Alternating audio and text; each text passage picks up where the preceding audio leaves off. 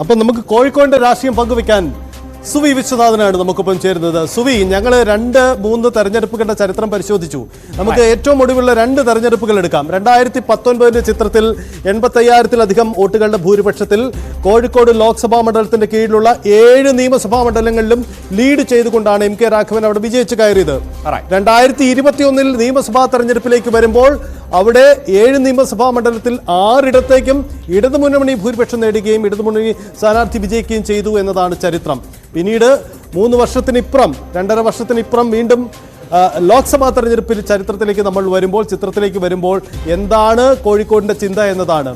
നിയമസഭയ്ക്ക് ഒപ്പം ചേർന്ന് പോകുന്നതല്ല കോഴിക്കോടിന്റെ ലോക്സഭാ തെരഞ്ഞെടുപ്പ് രാഷ്ട്രീയം എന്നതാണ് കഴിഞ്ഞകാല അനുഭവം. അത് ആവർത്തിക്കപ്പെടുമോ? എന്താണ് സുബി അവിടുത്തെ ട്രെൻഡ്?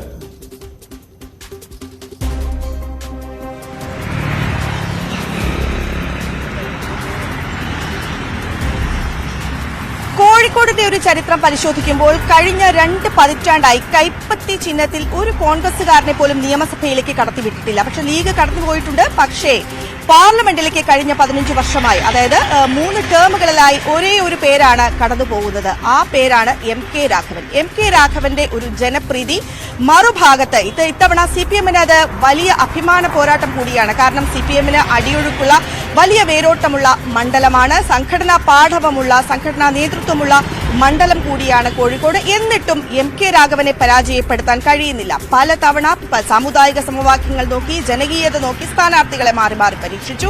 പക്ഷെ എന്നിട്ടും അതിന് സാധിച്ചില്ല. അതുകൊണ്ട് ഇത്തവണ മലബാറിലെ CPM-ന്റെ കരുത്തനായ ഒരു മുഖത്തെ ഇറക്കിക്കൊണ്ടാണ് ഇത്തവണ CPM രംഗത്തിറങ്ങിയിരിക്കുന്നത്. എളമരം കരീമാണ്. എളമരം കരീം വ്യവസായ മന്ത്രിയായിരുന്നു. കോഴിക്കോടിന്റെ മണ്ണറിവുള്ളയാളാണ്. ബേപ്പൂരിലെ സുൽത്താനാണ്. ബേപ്പൂരിൽ നിന്ന് വിജയിച്ചു കയറിയ ആളുകൂടിയാണ്. അതുകൊണ്ട് തന്നെ അദ്ദേഹത്തിന് ഇവിടുത്തെ തൊഴിലാളികൾക്കിടയിൽ വലിയ സ്വാധീനമുണ്ട്. അദ്ദേഹത്തിന്റെ രാഷ്ട്രീയ പാരമ്പര്യവും ഒപ്പം തന്നെ എം കെ രാഘവന്റെ ജനകീയതയും തമ്മിൽ ഏറ്റുമുട്ടുന്നു എന്ന് വേണം നമുക്ക് ഒറ്റ നോട്ടത്തിൽ ഇവിടെ മനസ്സിലാക്കാൻ. പക്ഷെ അതിനപ്പുറം സജിത്ത് സൂചിപ്പിച്ചതുപോലെ തന്നെ എന്തുകൊണ്ട് നിയമസഭാ തെരഞ്ഞെടുപ്പുകളിൽ നിന്നും വ്യത്യസ്തമായി ഒരു ലോക്സഭാ തെരഞ്ഞെടുപ്പ് അല്ലെങ്കിൽ ദേശീയതയിലേക്ക് വരുമ്പോൾ, ലോക്സഭാ തെരഞ്ഞെടുപ്പിലേക്ക് വരുമ്പോൾ എന്തുകൊണ്ട് മാറ്റം ഉണ്ടാകുന്നു എന്ന് ചോദിച്ചാൽ ഇവിടെ സ്വാഭാവികമായും ഇവിടെ ഒരു സാമുദായിക സമവാക്യങ്ങൾ ഉണ്ട്. അവിടെ ചിന്തിക്കുന്നത് സ്വാഭാവികമായും കഴിഞ്ഞ കുറെ കാലങ്ങളായി BJP-യെ എതിർത്ത് വോട്ട് ചെയ്യുന്ന ഒരു ട്രെൻഡ് ഇവിടെ കാണുന്നുണ്ട്. അതുകൂടെ നമുക്ക് ഇവിടെ എടുത്തു പറയേണ്ടി വരും. മൈനോറിറ്റി പൊളിറ്റിക്സ് എന്ന കാര്യം. കാരണം സ്വാഭാവികമായും മുജാഹിദ്, AP, EK ഉൾപ്പെടെയുള്ള സമസ്ത ഉൾപ്പെടെയുള്ള മുസ്ലിം സംഘടനകൾക്ക്, മുസ്ലിംസിന് വലിയ പ്രാധാന്യമുള്ള മണ്ഡലം കൂടിയാണ് ഈ കോഴിക്കോട് എന്ന് നമുക്ക് ആദ്യഘട്ടത്തിൽ ഒറ്റ നോട്ടത്തിൽ എടുത്തു പറയേണ്ടി വരും. ഏതായാലും വലിയ പ്രചാരണ ചൂട് തന്നെയാണ് കോഴിക്കോടുള്ളത്. ഇത്തവണ ഏത് തരത്തിലും ഈ മണ്ഡലം തിരിച്ചുപിടിക്കണം എന്ന പ്രതീക്ഷയിലാണ് CPM ഇറങ്ങിയിരിക്കുന്നത്. വലിയ പ്രചാരണം നടത്തിയിരിക്കുന്നു. അഭിലാഷ് പറഞ്ഞതുപോലെ തന്നെ ആദ്യം രാഘവേട്ടനെ ഞങ്ങൾ കരീം കെയെ വെച്ച് എതിർക്കും എന്ന് പറഞ്ഞു. സ്വാഭാവികമായി നമ്മൾ ചിന്തിക്കേണ്ടതുണ്ട്, അങ്ങനെ കരീം ക എന്ന് പറഞ്ഞതുകൊണ്ട് ഇവിടുത്തെ മുസ്ലിങ്ങൾ മാറി ചിന്തിക്കുമോ എന്നൊരു കാര്യം നമ്മൾ തീർച്ചയായും സജിത്ത്, ഒരുപക്ഷെ CPM-നെ സംബന്ധിച്ചിടത്തോളം അതൊരു ശീലമായിരുന്നില്ല.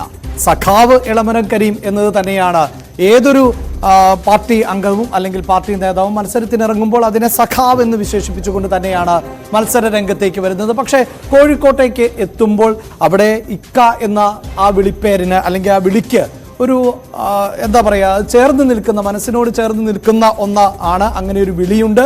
പക്ഷേ അത് മാത്രമാണോ സജിത്തിന്റെ ഒരു വിലയിരുത്തൽ? അങ്ങനെ വെറുതെ ഒരു നിഷ്കളങ്കമായ ഇക്കാവിളിയായി അതിനെ കാണേണ്ടതുണ്ടോ ഒരു പാർട്ടിയിൽ നിന്ന്? ഒരിക്കലുമല്ല. അതിന് കൃത്യമായ രാഷ്ട്രീയമുണ്ട്. തെരഞ്ഞെടുപ്പ് സാധ്യത ഉപയോഗപ്പെടുത്തലാണ്. തെരഞ്ഞെടുപ്പാണ്, എല്ലാ സാധ്യതകളും തേടും, അതിന്റെ ഭാഗമാണിത്. അതിനുമപ്പുറം എനിക്ക് തോന്നുന്നു നമ്മളിപ്പോൾ പരിശോധിക്കുന്ന മലബാറിലെ ആദ്യ മണ്ഡലമാണ് കോഴിക്കോട്. അതെ, മലബാർ മണ്ഡലങ്ങളുടെ രാഷ്ട്രീയവും തെരഞ്ഞെടുപ്പിന്റെ ഇത്തവണത്തെ വിശകലനത്തിലും പ്രധാനപ്പെട്ടതായി മാറുന്നത് സുവി സൂചിപ്പിച്ചു വെച്ച മുസ്ലിം ന്യൂനപക്ഷ വോട്ടുകളാണ്. CPM ദീർഘകാലാടിസ്ഥാനം ലക്ഷ്യമിട്ടുകൊണ്ട് മുസ്ലിം വോട്ടുകളെ ഒപ്പം ചേർക്കാൻ വേണ്ടി കഴിഞ്ഞ കുറേ നാളുകളായി നടത്തുന്ന തന്ത്രമുണ്ട്. അത് രാഷ്ട്രീയ രംഗത്തുള്ളവർ കരുതിയത് അത് ലീഗിനെ മുന്നണിയിൽ എത്തിക്കാനാണെന്ന് ശ്രമം. യഥാർത്ഥത്തിൽ ലീഗിനെ മുന്നണിയിൽ എത്തിക്കുന്നതിനും അപ്പുറം മുസ്ലിം വോട്ടുകളെ സ്വാധീനിക്കുക എന്നൊരു വലിയ തന്ത്രമാണുള്ളത്. അതിന്റെ ആദ്യത്തെ പരീക്ഷണശാലയാണ് ഇത്തവണത്തെ ലോക്സഭാ തെരഞ്ഞെടുപ്പ് എന്ന ഒരു പ്രത്യേകതയാണുള്ളത്. അവിടെയാണ് സുവി സൂചിപ്പിച്ച സംസ്ഥാനത്തിന്റെ മറ്റ് ഇതുവരെ നമ്മൾ പരീക്ഷിച്ച മണ്ഡലങ്ങൾക്കും അപ്പുറം കോഴിക്കോട് സ്വാധീനിക്കപ്പെടാൻ സാധ്യതയുള്ള ഒരു ഘടകം അത് ന്യൂനപക്ഷം. അത് തന്നെ നമുക്ക് സുവിയോട് ചോദിക്കാം. സുവി, ഈ ന്യൂനപക്ഷം സുവി സൂചിപ്പിച്ചു കഴിഞ്ഞു. ആ ന്യൂനപക്ഷത്തിന് എത്രത്തോളം സ്വാധീനമുണ്ട്, അവർക്ക് ഏകദേശം, നമുക്കിപ്പോൾ ഈ ജാതി സെൻസസ് ഒന്നും കൃത്യമായി നടന്നിട്ടില്ല, അല്ലെങ്കിൽ അങ്ങനെ ഒരു സെൻസസ് ഒന്നും ഇല്ല എന്നതറിയാം. അപ്പോഴും രാഷ്ട്രീയ പാർട്ടികൾക്ക് അവരുടേതായ ചില കണക്ക് കൂട്ടലുകൾ ഉണ്ട്. ഒരു മണ്ഡലത്തിൽ ഈ ഓരോ മതവിഭാഗങ്ങൾക്കും എത്ര ശതമാനത്തോളം വോട്ടുണ്ട്, അതിൽ എത്ര ശതമാനം അടർത്തിയെടുക്കാം. അങ്ങനെ കരീമിക്കയെ ഇറക്കുമ്പോൾ CPIM പ്രതീക്ഷിക്കുന്നത് ആ നിലയിൽ എത്രത്തോളം മുസ്ലിം വോട്ടുകൾ ആണ്?